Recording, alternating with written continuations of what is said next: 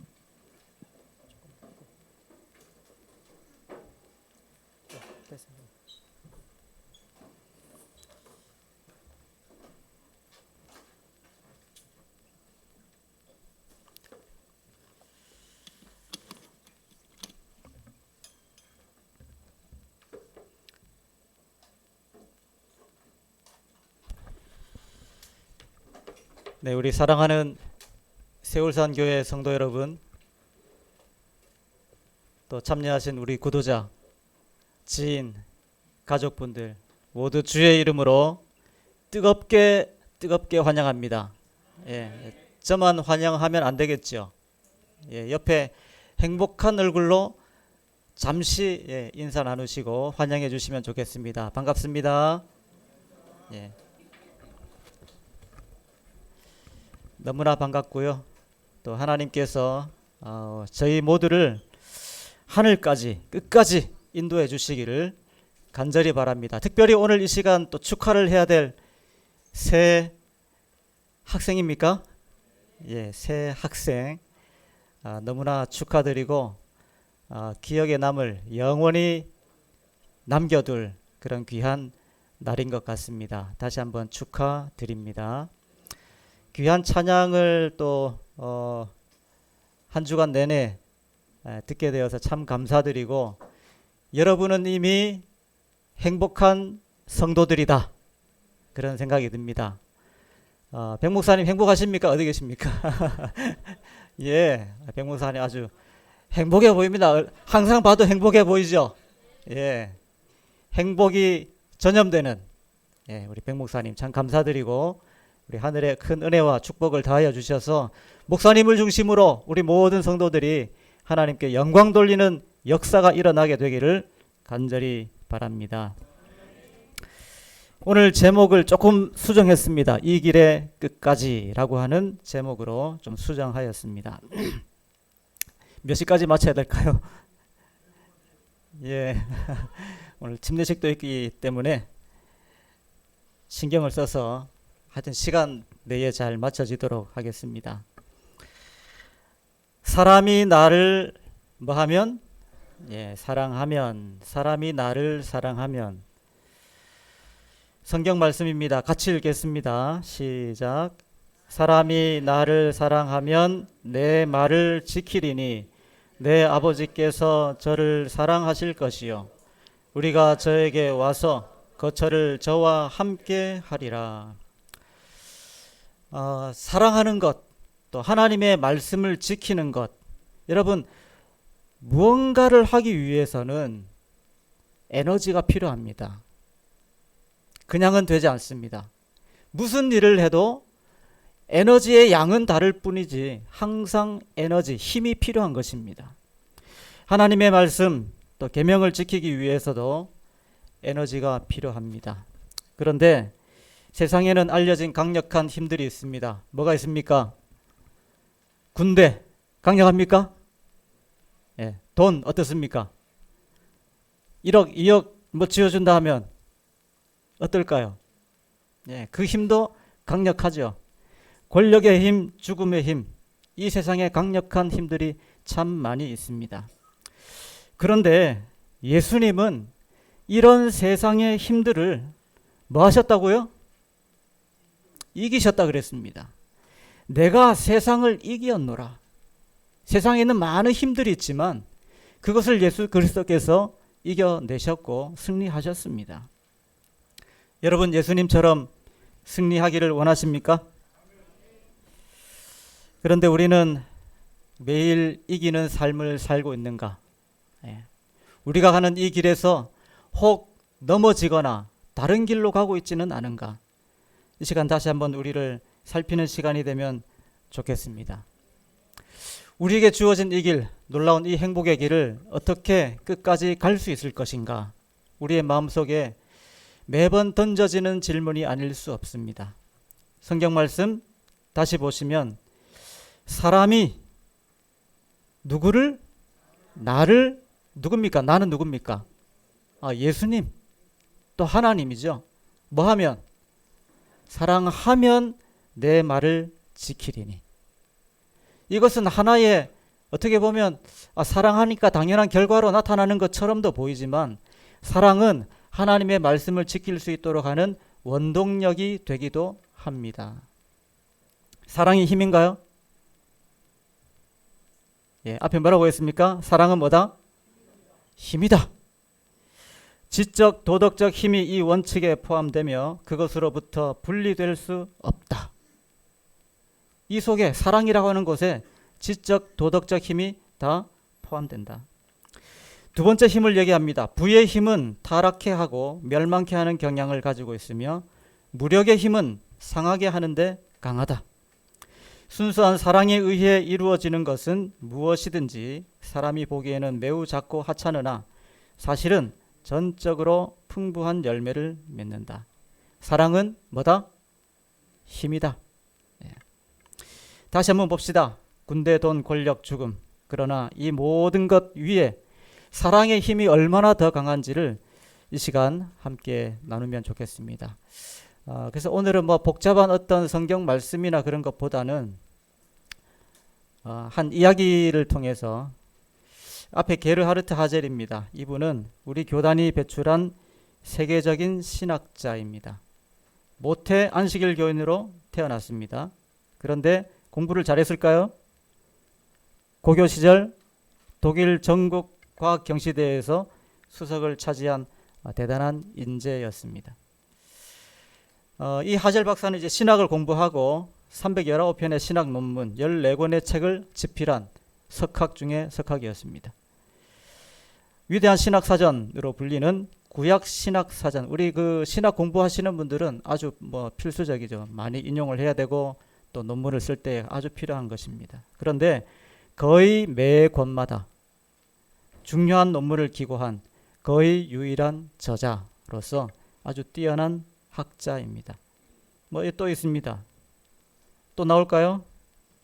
예, 또 나옵니다. 뭐 너무 많아서 맥스웰의 말에 의하면 우리는 거의 지치게 될 정도로 이분에 대하여 아주 대단한 것들을 발견하게 됩니다. 이미 생전에 국제정기사전을 포함하여 9개의 인명사전에 그의 이름이 올라가 있는 이분. 그러나 오늘은 이분에 대해서 조명하는 것이 아니라 이분의 아버지입니다. 이름은 프란츠 하젤입니다. 1939년 9월 1일 제2차 세계대전이 발발합니다. 전 세계가 전쟁의 소용돌이 속에 휘말리게 됩니다. 전쟁이 일어나자 제7일 안식일 예수재림교회의 목사였던 프란츠 하젤은 40세의 나이로 독일군에 징집됩니다. 오른쪽 사진에 보이는 분이 바로 프란츠 하젤 목사입니다. 그때 이제 출판 전도부장을 하고 있었기 때문에 이제 목회자로 불렀고요. 지금도 군대라고 하는 것이 안식일을 지키는 것이 수월하지 않죠. 근데 그때는 2차 세계대전이 터졌어요. 징집됐어요. 독일군입니다. 군대에서 안식일을 지키고 신앙을 고수한다고 하는 것은 보통 일이 아닌 것입니다. 적군이 총을 쏘면서 달려오는데 여러분 어떻게 해야 될까요? 어떻게 해야 되겠습니까?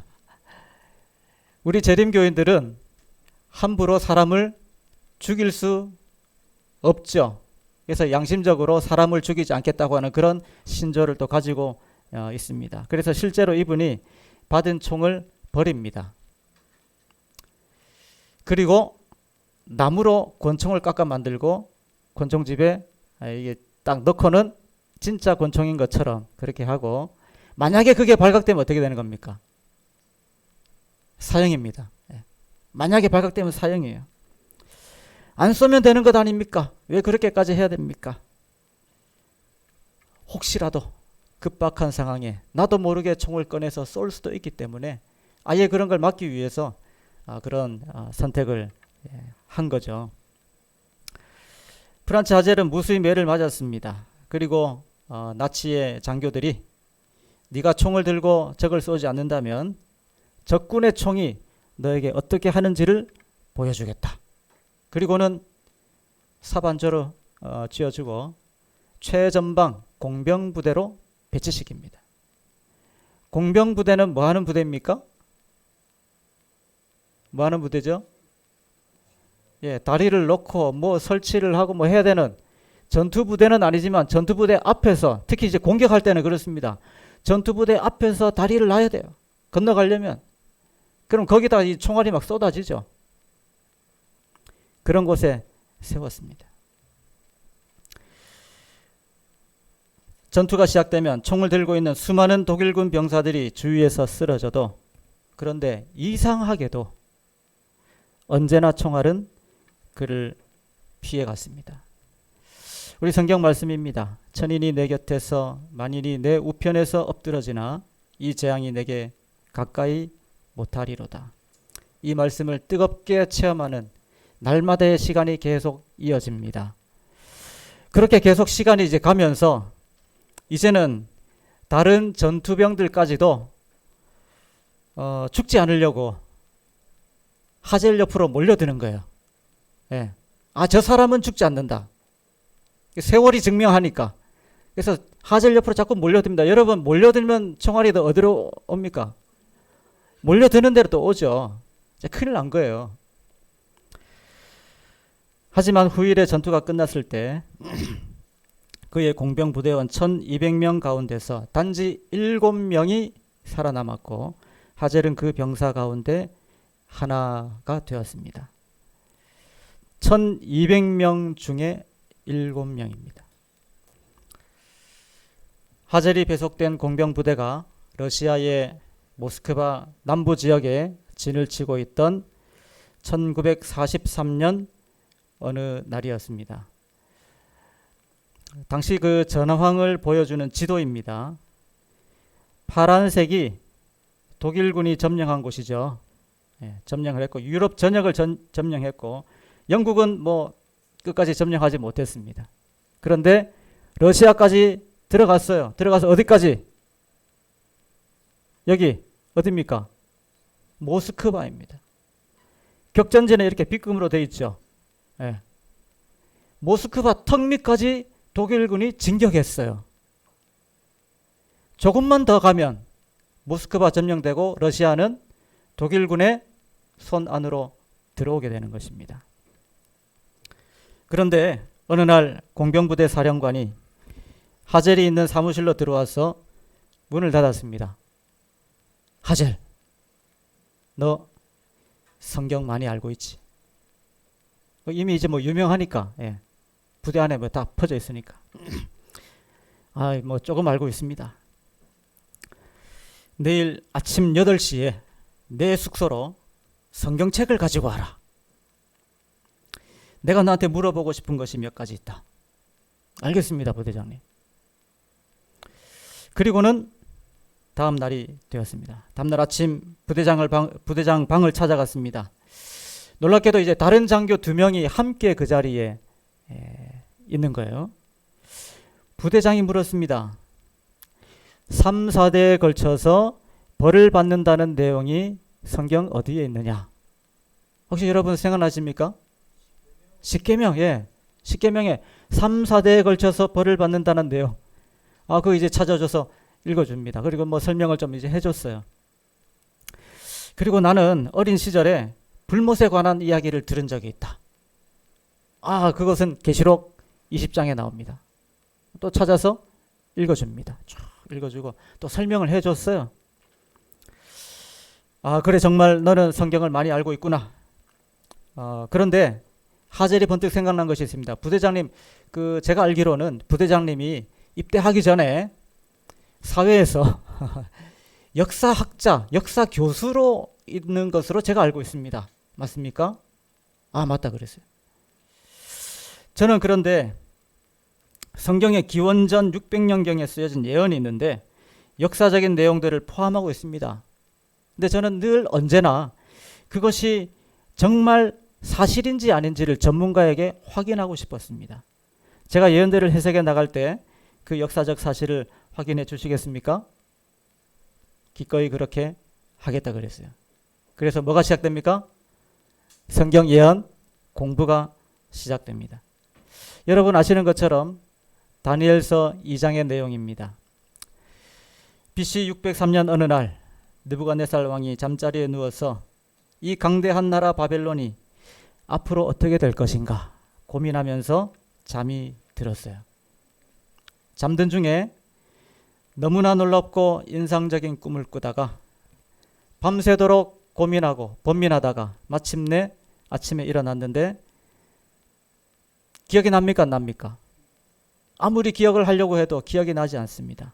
심장이 두근거리고 마음은 괴로웠지만 아주 중요한 인상을 받은 꿈이었지만 생각이 나지 않습니다. 그래서 똑똑한 신하들을 다 불러 모으고 내 꿈을 뭐 해달라? 해석해달라.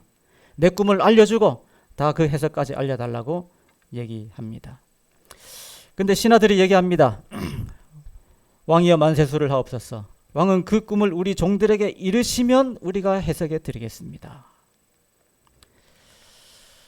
그런데 왕은 생각이 나지 않습니다. 너희들이 알아내서 뭐 해라? 너희들이 알아내서 해석을 보이라. 왕은 계속 재촉을 합니다. 기가 막힌 신하들이 얘기하죠. 왕이 물으신 것은 무슨 일이다? 희한한 일이다. 이런 일은 세상에 없습니다. 도저히 이해가 되지 않는 요청에 신하들이 반발하죠. 뭐 저희들은 해결할 수 없겠습니다. 두 손 두 발을 다 들었습니다. 그랬더니 진노한 왕이 명령합니다.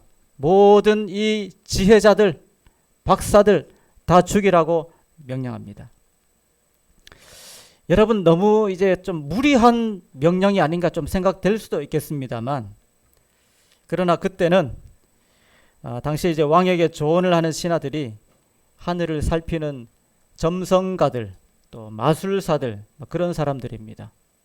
그런데 조언을 하면서 자기들은 세상에 돌아가는 모든 것들을 다 알 수 있고 앞으로 일어날 미래를 다 알 수 있다고 하는 그런 얘기하면서 얘기하겠죠, 그죠? 그런데 꿈조차도 알아내지 못하다니 너희들은 이 세상에 있을 필요가 있다 없다? 다 죽어라. 명령을 내렸습니다.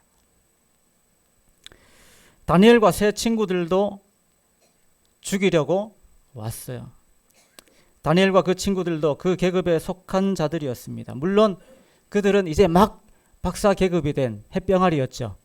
초보였습니다. 왕의 호출을 받지 못하고 있다가 죽이러 온 시위대를 보고서야 사태를 깨닫게 되었습니다. 자초지종을 다 듣고 난 다니엘의 선택은 두 가지입니다. 하나는 끌려가서 그냥 죽임을 당하는 것이고 죽음을 기다리는 것이고, 다른 하나는 왕 앞에 나아가는 것입니다. 여러분 어떤 게 더 안 좋은 선택일까요? 여러분이라면 무엇을 선택하시겠습니까? 그냥 가만히 기다리고 있다 보면 혹시라도 왕이 화가 가라앉아서 명령을 철회할 수도 있잖아요. 그렇죠? 귀한 사람들인데 다 죽이면 안 되잖아요. 그죠? 그런데 왕 앞에 가서 해석할 시간을 달라고 하는 것도 위험하기 마찬가지입니까? 함부로 나가는 것도 위험하기 마찬가지입니다. 왜냐하면 자기 혼자 튀는 거야. 그렇죠? 오히려 왕이 격분해서 너 자꾸 시간 끌려고 하지.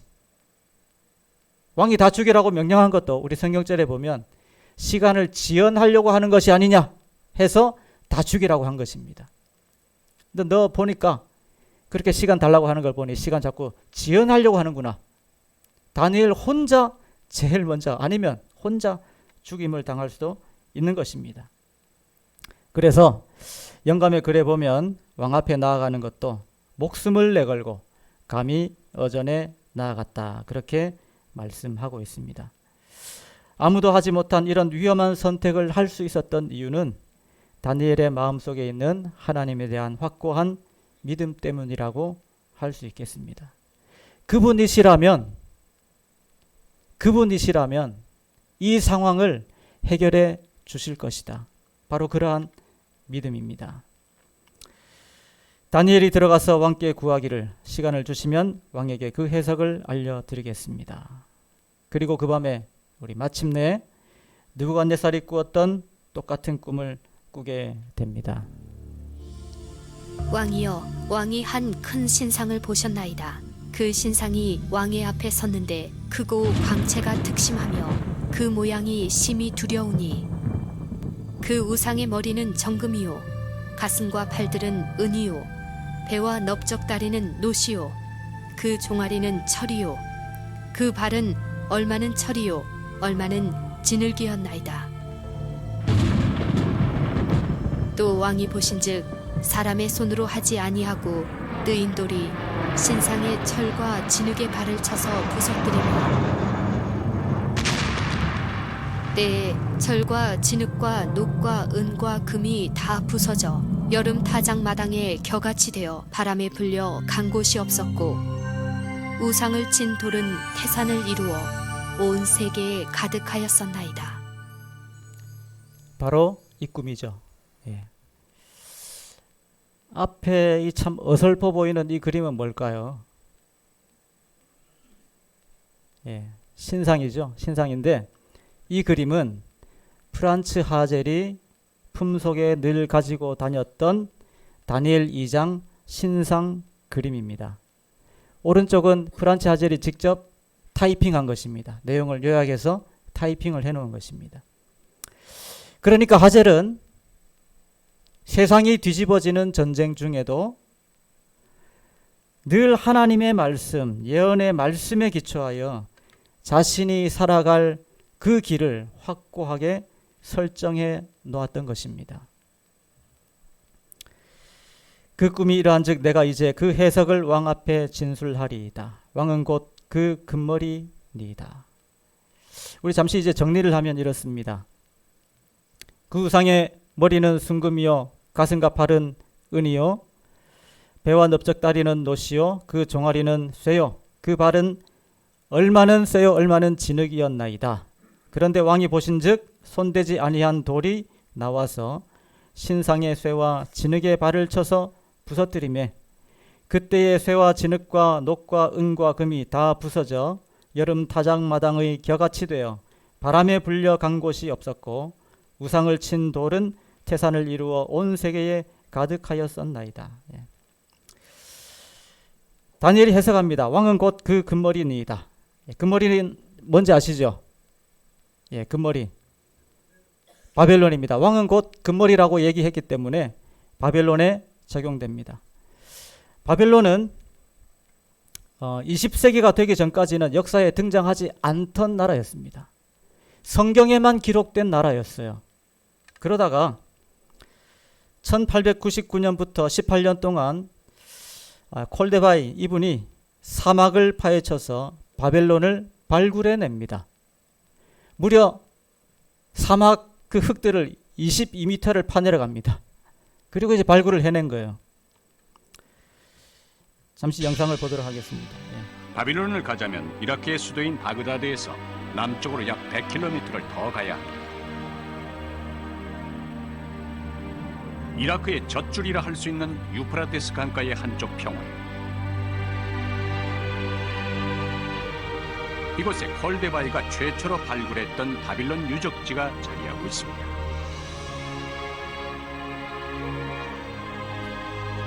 빼곡히 들어선 흑벽 기단들이 한때 이곳이 바빌론의 중심이었음을 증언하고 있습니다.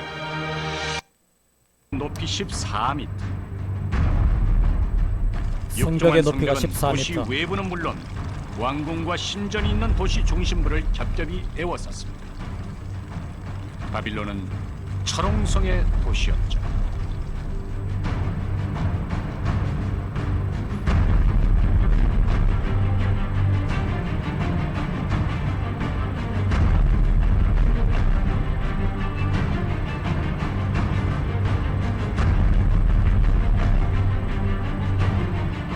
두께 7m가 넘는 성벽 위로는 마차가 지나다녔고 곳곳에 망루에 선 24시간 진입자를 관찰했을 것입니다.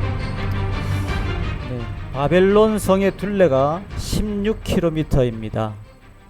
로마시의 둘레는 몇 킬로일까요? 로마시는 9.6km. 바벨론이 얼마나 거대한 도시인지를 우리가 잘 알 수 있겠습니다. 뿐만 아니라 바벨론은 아름다운 곳이기도 했습니다. 세계 7대 불가사의 중에 하나, 공중정원이죠. 느부갓네살 왕이 부인 여왕 아미티스를 위해서 지어서 준 곳입니다. 바닥의 한 면이 91m, 높이 90m. 뭐 그렇게 크진 않지만 멀리서 볼 때는 보는 사람을 압도하는 그러한 건축물이었습니다.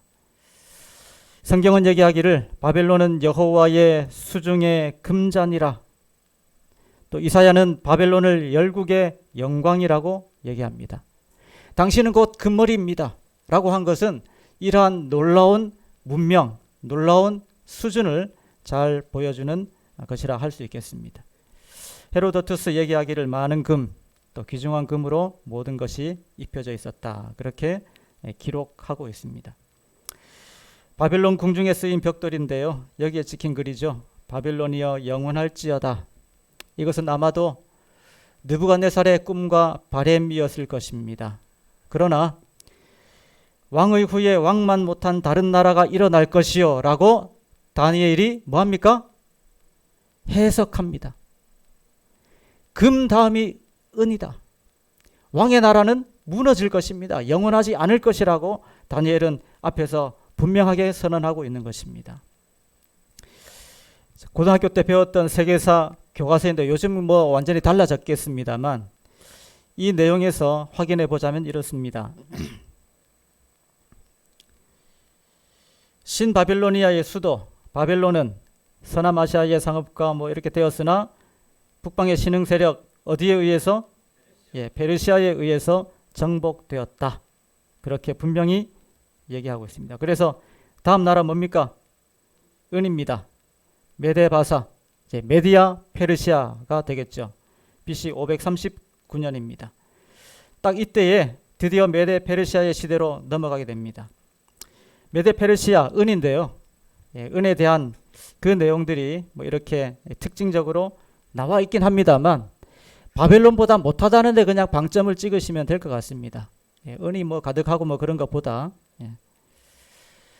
어떻게 이제 점령되었느냐? 사실 바벨론은 난공불락이었죠. 앞에 보시는 것처럼 가장 공격하는 입장에서 가장 곤란한 것은 이 해자 바벨론 도성을 둘러싸고 있는 유프라테스 강의 강물이었습니다. 건너갈 수가 없었어요. 그런데 메데 페르시아는 어떻게 바벨론을 점령했을까?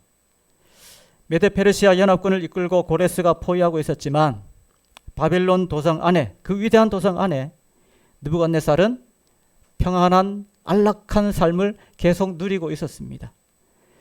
공격하지 못할 것이다. 결코 이 성을 무너뜨리지 못할 것이다. 아주 자만에 빠져 있었습니다.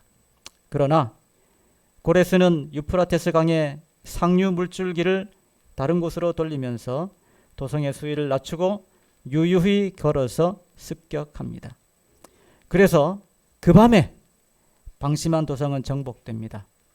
왕과 귀족들은 모두 술에 취해서 그래서 사실상 지도부는 마비된 상태였죠. 바벨론이 페르시아에 무너졌습니다. 이 모든 것이 바벨론을 점령한 고레스의 원통비의 역사적인 사실로 기록되어 있습니다. 나는 고레스, 세상의 왕, 위대한 왕, 바벨론을 정복한 왕이다. 내가 바벨론에 개선 입성했을 때 나는 기쁨과 즐거움으로 나의 당당한 거처를 왕국으로 잡았다. 이러한 것을 아주 자랑스럽게 남겨놓았고 온 세상에 그것이 이제 증명되고 있는 것을 우리는 목격하게 되는 것입니다. 세 번째는 노십니다. 또 녹 같은 나라가 일어나서 온 세계를 다스릴 것이다. 그 페르시아도 멸망할 것을 얘기하고 있습니다. 우리 세계사에서 확인해 봅니다. 그리스는 어디에? 페르시아를 물리치고 뭐했다? 승리했다. 어디에서? 마라톤과 살라미스에서. 뭐 이런 이제 얘기들이 나옵니다. 고대 유명한 전쟁이죠. 아주 유명한 전쟁이고. 그 다음에 내용은 계속 이어집니다. 알렉산더 대왕은 페르시아를 멸하였다. 그렇게 되어 있습니다. 이때는 보시면 알베라에서라고 이제 되어 있는데요. 알베라 전투에 대하여 묘사한 상하 부조입니다.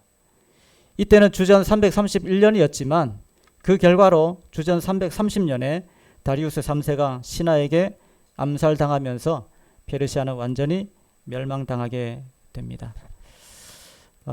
왜 그렇게 이제 멸망당할 수밖에 없었느냐? 고대 그리스에서 만들어진 중장보병 밀집 전투 대형입니다. 이것은 이제 아무도 이제 들어오지 못하도록 긴 창을 가지고 방어를 하고 또 방패로 이제 내세워서 틈이 없도록 하는 그러한 전법이었고 그리스를 상대로 승리를 이끌게 된 원동력이 되었습니다. 그래서 노십니다. 그리스. 그리스 제국 한번 살펴보겠습니다. 역시 이제 뭐 그리스에 대해서 이런 얘기들이 다 있습니다. 지나가도록 하겠습니다.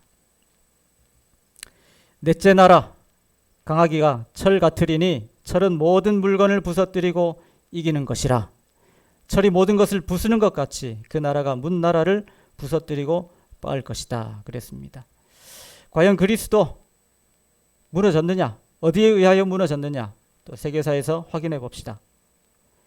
로마는 전후 3회에 걸친 전쟁에서 무찌르고 어디를? 그리스를 정복하였습니다. 다시 한번 우리는 이제 확인하게 되는데요. 그 전투는 이제 피드나 전투입니다. 그리스는 로마에 패배하면서 왕은 포로가 되고 멸망하게 되었습니다. 로마 군단병이고요. 오른쪽은 이제 그리스 아까 이제 보셨던 것입니다. 로마 군단병은 오히려 짧은 칼 그리고 던지는 창, 짧은 창이에요. 이런 것을 이용해서 긴 창을 가지고 방패를 들고 있는 그리스군을 무찌릅니다. 오히려 기동성이 더 좋았기 때문에 빈틈을 찾아냈고 그야말로 엄청난 이제 승리를 거둘 수 있었습니다. 그래서 철과 종아리, 철로 된 종아리죠. 로마입니다. 로마의 그 영토를 보시면 이때까지 이제 바벨론, 메데페르시아, 그리스가 차지한 영토를 훨씬 더 뛰어넘는 어마어마한 영토를 확보하게 됩니다. 역사가 기본은 로마의 힘에 저항하는 일은 죽음을 의미했고 거기서 벗어나기란 불가능했다라고 말하였습니다. 중요한 것은 그 다음입니다. 왕께서 그 발과 발가락이 얼마는 토기장이의 진흙이요 얼마는 철인 것을 보셨은즉 그 나라가 나누일 것이며. 그래서 역사에서도 다시 한번 확인해 보겠습니다. 서로마는 476년 어디에 의하여? 게르만족에 의하여 망하였다라고 확인해 주고 있습니다. 그래서 분열된 유럽으로 로마가 멸망하고 분열된 유럽으로 바뀐 것을 우리는 역사에서 확인하게 됩니다. 이 강력한 로마가 어떻게 분열되고 붕괴되었느냐? 그것은 세계사에서 이렇게 얘기합니다. 게르만 민족의 침입으로 인하여서 476년 그렇게 멸망하였다라고 얘기하고 있습니다. 지도를 보시면 어떻게 된 것인지를 알 수 있게 되는데 우리 만리장성을 이제 만들었던 중국 그때는 이제 한 나라였죠. 그 한 무제가 흉노족 여기는 이제 훈족으로 나와 있습니다. 훈족에 대하여 이제 압박하게 되면서 훈족이 도망가게 됩니다. 몽골 고원에서 도망해서 점점 서쪽으로 오니까 이제 게르만 민족으로 대표되는 동고트, 롬바르드, 부르근드 이런 게르만족들이 서쪽으로 자꾸 이제 밀려가게 되었고 결국에는 로마를 점령하는 그 거대한 제국을 무너뜨리는 그러한 역사가 일어나게 된 것입니다. 앞에 보시면 마침내 로마가 여러 나라들로 쪼개지고 이 나라들이 오늘날 유럽의 여러 나라들로 이어진 것을 우리는 알 수 있습니다. 예언대로 이루어졌습니까? 네, 모두가 예언대로 이루어졌습니다. 이 분열된 나라들은 어떻게 될까요? 어떻게 될 것이라고 얘기할까요? 같이 읽겠습니다. 시작. 왕께서 철과 진흙이 섞인 것을 보셨은즉 그들이 다른 인종과 서로 섞일 것이나 피차에 합하지 아니함이 철과 진흙이 합하지 않음과 같으리이다. 바른 분열된 유럽이고 그것이 철과 진흙으로 이루어진 것은 합하지 아니할 것을 의미한다고 설명하였습니다. 하젤의 이 설명을 듣던 부대장이 잠시 조용히 있었습니다. 그러면 그 말이 무슨 말이냐? 여러분 이게 무슨 말인지 아시죠? 하젤은 심호흡을 하고 기도한 후에 답을 합니다. 부대장님, 성경을 공부한 학생이 내릴 수 있는 유일한 결론은 독일, 히틀러 총통이 이 2차 세계대전, 이 전쟁에서 이길 수 없다는 것을 의미합니다. 여러분 그 말 함부로 할 수 있겠어요? 지금 어디까지 왔는데? 모스크바 턱밑까지 왔는데 독일이 이 전쟁을 이길 수 없다고 그 부대의 사령관 앞에 얘기를 하고 있는 것입니다. 총통의 통치하에 천년의 단일 국가, 단일 정부, 단일 총통을 이루는 것은 불가능할 것입니다. 부대장님, 성경의 예언은 여러 번 정확하게 성취되었음을 확인했습니다. 누가 확인해 줬어요? 부대장 자신이 확인해 줬어요. 예, 역사학자니까 다 확인해 줬습니다. 그렇다면 우리는 패배할 전투를 하고 있음이 분명합니다. 조심스럽지만 확신을 가지고 얘기했습니다. 아무도 얘기를 하지 않아요. 예, 숨막히는 정적이 감돕니다. 가만히 있다가 마침내 부대장이 시계를 보면서 일어납니다. 아, 벌써 시간이 12시다. 식사할 시간이다. 예, 밥 먹을 시간 빼면 안 되죠. 나가자. 예. 부대장이 방을 나갈 때에 모두가 꿈을 꾸는 것 같았다고 얘기합니다. 그리고 나서 일주일 후에 부대장이 빌린 성경책을 돌려주면서 얘기합니다. 하젤, 나는 자네와 함께 있다는 것에 감사한다. 그리고 주위를 돌아보면서 목소리를 낮추어서 얘기합니다. 지금부터 우리는 자동차의 3분의 1은 운행하지 않을 것이다. 뭐 하려고요? 기름을 아끼려고. 뭐 하려고요, 그러면? 전쟁에서 지면 돌아가야죠. 기름을 아껴야 된다. 알겠습니다, 부대장님. 그리고 명심해라, 하젤. 이것은 너하고 나 둘만 아는 것이다. 예. 1944년 마침내 독일의 전세가 기울기 시작했을 때 수많은 독일 군인들이 휘발유가 없어서 철수하지 못했고 점령지에서 모진 순환을 겪어야 했습니다. 실제 그 자료에 의하면 그때 독일군 포로가 16만 명이었어요. 포로만 16만. 그리고 전사, 실종 뭐 여러 것으로 목숨을 잃은 인원이 51만 명입니다. 그러나 프란츠 하젤 목사가 속한 그 부대만은 뭐가 있습니까?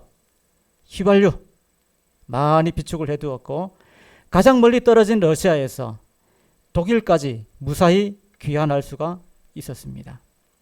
귀환하는 동안에 전쟁은 끝이 났고 가솔린이 떨어지기 직전에 미군 포로 수용소에 도착합니다. 전쟁이 끝나자 하젤 목사는 연합군의 포로가 됩니다. 그런데 포로를 신문하던 미군 장교가 하젤 목사의 군대 기록을 보고 고개를 갸우뚱거립니다. 그 문서에 뭐라고 기록되어 있습니까? 전쟁이 성공적으로 수행되면, 그러니까 우리가 승리하면 즉시 뭐하라? 사형에 처해라. 부대장이 적어놓은 거예요. 전쟁이 이겼다면 프란츠 하젤은 죽은 목숨이 된 것입니다. 신문하던 미군 장교가 궁금해서 물었습니다. 당신은 독일군에서 무슨 뭐 큰 죄를 지었습니까? 아닙니다. 나는 이 전쟁을 반대했기 때문에 총을 들지 않았습니다. 그리고 하나님께서 성경에 명하신 대로 안식일에 일하지 않았습니다. 아니, 그 지독한 독일 군대에서 안식일을 지켰단 말입니까? 그렇습니다. 그것이 제가 지은 죄입니다. 나는 유대인이지만 미군에서도 안식일을 지키지 못했는데 당신은 참으로 훌륭한 죄를 지었습니다. 이 사람은 미군 장교가 유대인이었어요. 예. 군에 징집되기 전에 직업이 무엇입니까? 저는 목사였습니다. 그렇습니까? 이 지역의 독일군 포로들은 농장으로 보내어서 노동을 시키고 있습니다. 목사님은 주의 종이시니 주의 농원으로 가서 일하십시오. 그리고 돌려보냅니다. 그 자리에서 풀려나서 교회로 돌아왔고 1991년 하나님의 품에 잠들 때까지 미국에서 하나님의 일을 계속하였습니다. 이 사진은 하젤 일가의 사진입니다. 예, 우리가 계속 얘기 나누었던 아버지 프란츠 하젤이고요. 그 아들 게르하르트 하젤입니다. 유명한 신학자가 됐다 그랬죠? 예, 하나님의 은혜 가운데서 이러한 아름다운 결말을 맺게 되었습니다. 이 길의 끝까지, 어떻게 하면 우리가 이 길의 끝까지 갈 수 있을까? 대답은 분명합니다. 반드시 뭐 위에? 성경의 진리 위에 기초하게 되시길 바랍니다. 그 진리를 그 다음에 순종하는 저와 여러분이 되시기를 바랍니다. 우리에게 주어진 길은 바로 이러한 순종의 길, 이것이 계속 이어질 때에 우리는 흔들림 없이 하늘까지 이어질 것입니다. 진리도 좋고 순종도 좋습니다. 진리도 좋고 순종도 좋아요. 그러나 그것을 가능하게 하는 것이 무엇이냐? 우리 제일 앞에 읽었던 성경 말씀 무엇입니까? 사람이 나를 사랑하면 내 말을 지키리니. 단순한 동기와 결과가 아니라 이것은 지킬 수 있게 하는 힘이 될 수 있다고 하는 사실을 잊지 않게 되시길 바랍니다. 사랑은 무엇이다? 사랑은 힘입니다. 다른 사람을 사랑하고 하나님을 사랑하게 될 때 그 사랑의 힘으로 순종도 가능하게 될 것입니다. 놀랍게도 예수님께서 모본을 보이셨습니다. 이 귀한 성경 말씀 감사한 마음으로 같이 읽도록 하겠습니다. 시작. 유월절 전에 예수께서 자기가 세상을 떠나 아버지께로 돌아가실 때가 이른 줄 아시고 세상에 있는 자기 사람들을 사랑하시되 끝까지 사랑하시니라. 십자가의 길을 끝까지 가도록 한 그 원동력, 그 모든 동기는 사랑의 힘이었다고 하는 사실을 잊어서는 안 되겠습니다. 여러분, 하나님 사랑하십니까? 정말 사랑하시죠?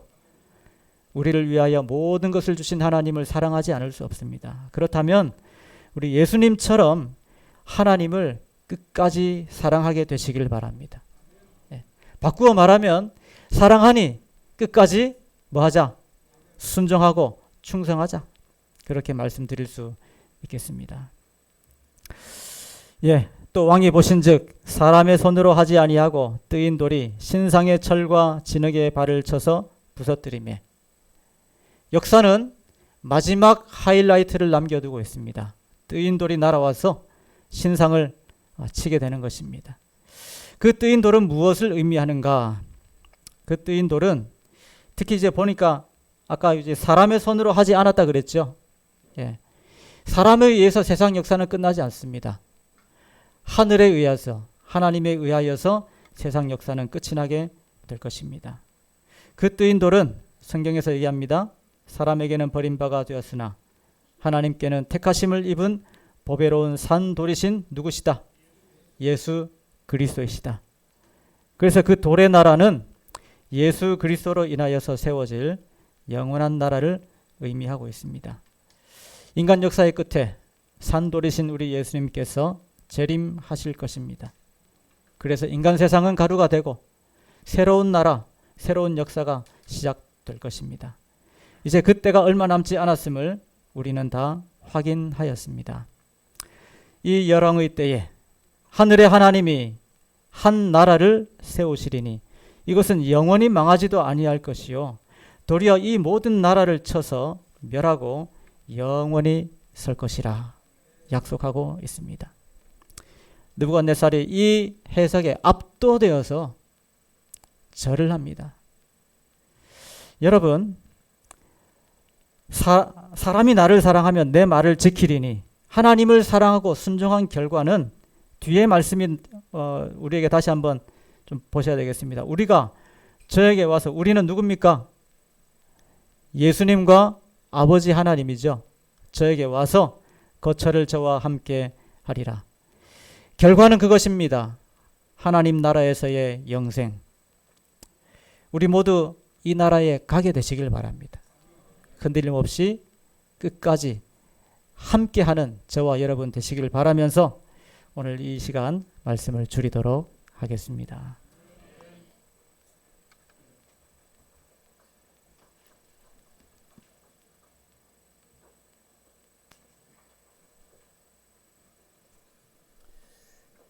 네, 헌금 드리시겠습니다. 내가 이 세대에서 부한 것들을 명하여 마음을 높이지 말고 정함이 없는 재물에 소망을 두지 말고 오직 우리에게 모든 것을 후히 주사 누리게 하시는 하나님께 두며 디모데전서 6장 17절 말씀입니다.